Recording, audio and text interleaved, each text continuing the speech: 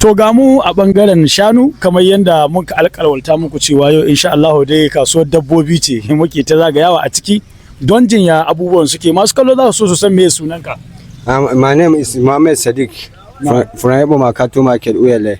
Okay, Muhammad Sadiq from Cattle Market Uyele. To wato wannan kasuwa ta bana ta dabbobi ya abun yake an samu wani dan canji ne koko ne? To canjin da sauki dai amma ba kamar irin kwanakin baya can ba amma yanzu komai ba laifi. Na'am, to in na fahimce ka dai kenan kaya suna dan da sauki bana. To alhamdulillah ba laifi dai mutum dai zai samu duk in ya zo da yanayin kuɗin sa da yanayin abin da zai siya.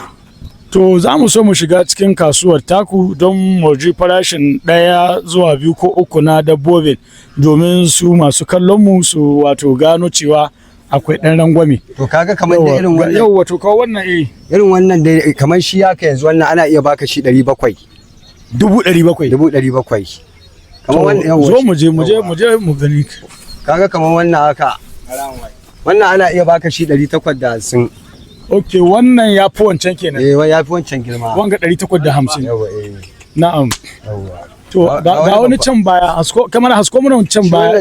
Gaskiya babba ne wanga yana iya kaiwa miliyan 2 haka. Miliyan 2? Miliyan 2. Subhanallah. To ga wani kuma dan jariri shi kuma wannan mace ce wannan.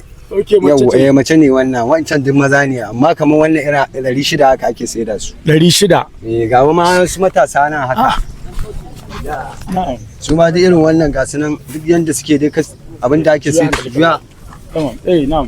Kamar da irin wannan haka su 550 600 haka muke saida su.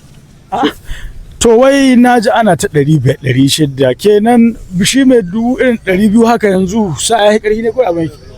Kanana na 200 kai da irin na kiwo dai yanzu amma haka yi.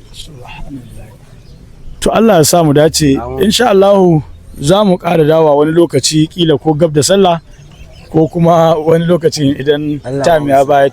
Muna godiya sosai.